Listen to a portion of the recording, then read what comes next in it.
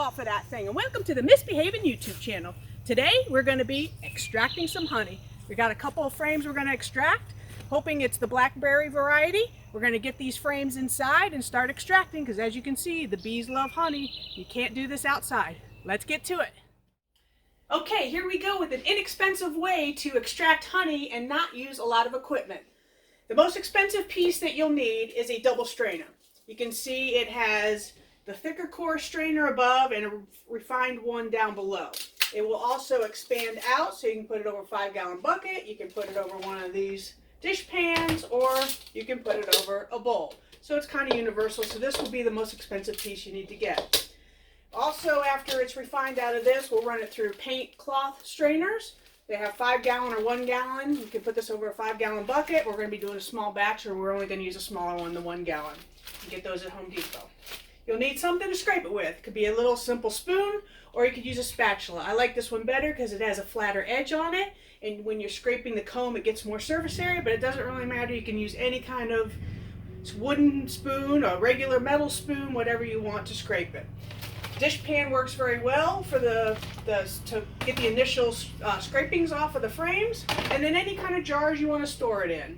This is an old green olive jar, this is an old honey jar, and we even have mason jars. Whatever you want to store it in, just clean them out really good and make sure they're not wet inside because you don't want to add moisture to your honey.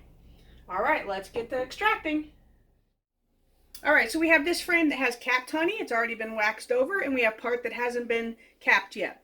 So how you can tell if it's okay to harvest this honey, if it's uncapped, then you simply take it and you shake it over a surface that you can see, and you see what drips out. If nothing drips out or a few drops come out, which there's really nothing in here, it's okay to take, because you don't want to take something that has too much water content in it because the bees haven't fanned and got out the moisture of the hive yet, but this is ready to go.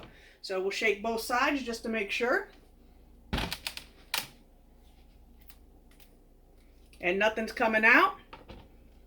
We're ready to extract. Let's get at it. Okay, like I said, you could use a regular spoon to do this, but I have a spatula that I like to use better. And you're basically just going to go in and scrape it all the way down. Look at that honey. So yummy.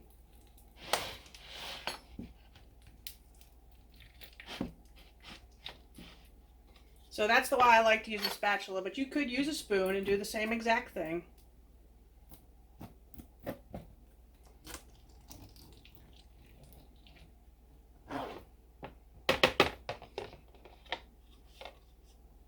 But it goes much quicker with a spatula. You can do it with 1 or 2 passes with this.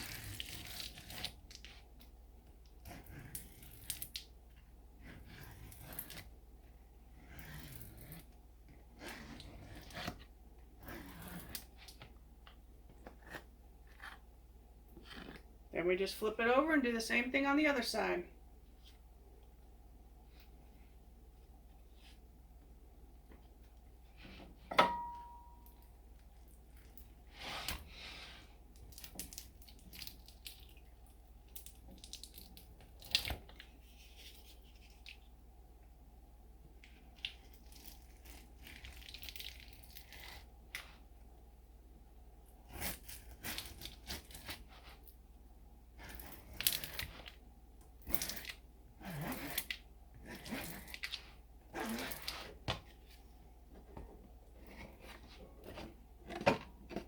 The rest of this we're going to put back out there for the bees to take. So we'll take one of the, we just got another swarm. It's a very small swarm. So I think I'm going to take this and put it into their hive, because that will give them a lot of resources right within the hive that they don't even have to go out and get. And they'll take all this and start putting it back into other wax cells. So there's one. Let's get to the other one for the second. This is what we had from the first. So we'll clean all that up here shortly. And our second round. I checked the moisture content on this one already, so we're good to go. It's all ready to go.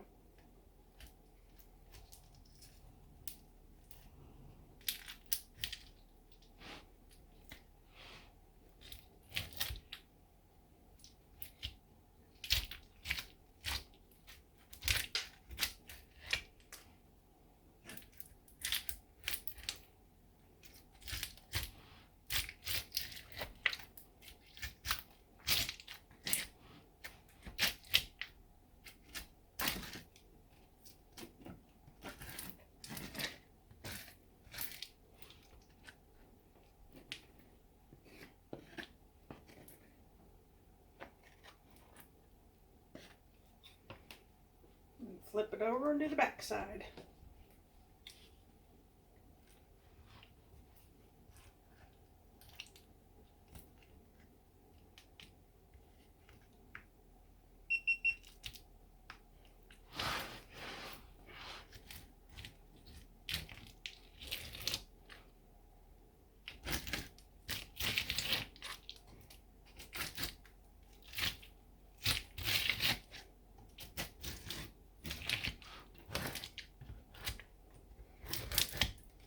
And once again, we'll take this and put it back into that same hive that we just caught another very small swarm. It's only like 2 frames of bees.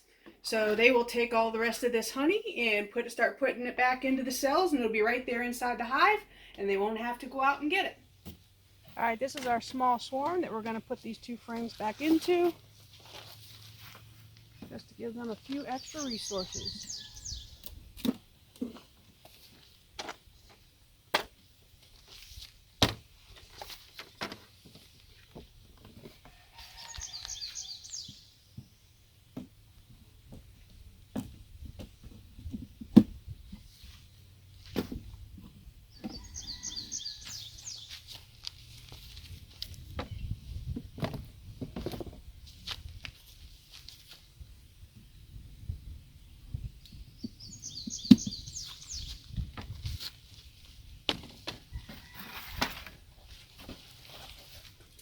All right, now we're going to take our double strainer.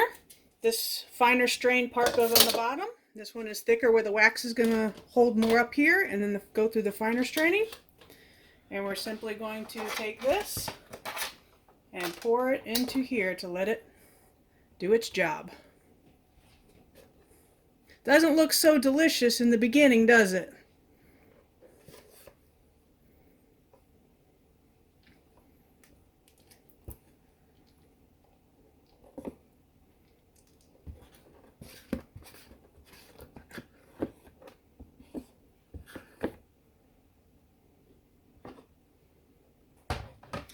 And we'll let this sit for probably about an hour. As you can see, it's already starting to come through the bottom, looking very good.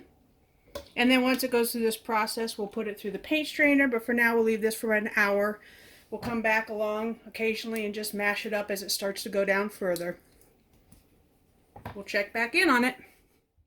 Okay, so every once in a while you're just going to take this and you're just going to mix it up a little bit to get all the honey that's still left up top. Smash it around so it can keep seeping out.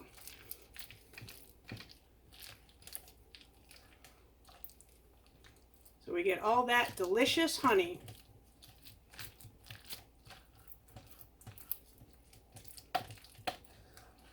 I'll do this probably 3 to 4 times as it sits over the next 2 hours.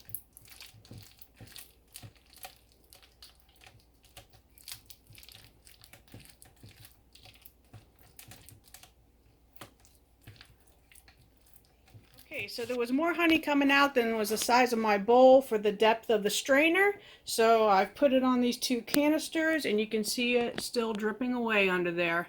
And in a little bit we will come through and mix this up and get a little more out. Alright, so this has been sitting here for 2.5 hours and it's ready to go. It's pretty much all we're going to get out of this. We're going to save this for the beeswax. We're going to take this and set it aside. And this is the result of what we got. Look at all that honey. We got to strain it one more time through the paint straining cloths. So these are the 1 gallon. There's 2 of them in the pack. They come and they look like this. So I've already pre-put one on this bucket here. And we're just going to take this and we're going to pour it right into here. Doesn't that honey look much better than the previous phase?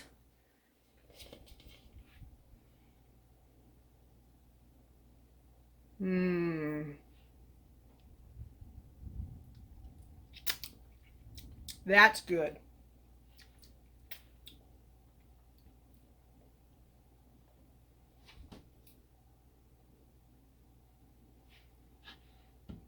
All right, we'll set this aside. And what we're going to do is we're basically just going to pull this cloth up and let it drain. If you don't want to stand here and hold it, you can tie it off to something, but we're just gonna, there's not much here. We'll just wait for it to drain. Look at that good honey. Mmm. And once it's all drained out, we'll jar it up.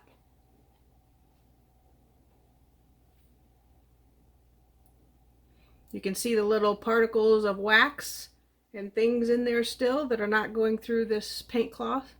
It's similar to a cheesecloth, but some of the cheesecloths get a wider filtration spacing on them. So this one seems to work pretty good.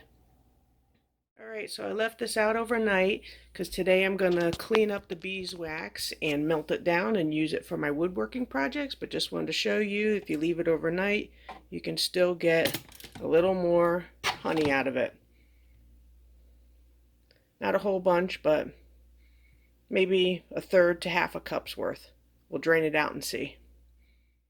Okay, it looks like we got a little more than half of a pint mason jar full from draining it overnight.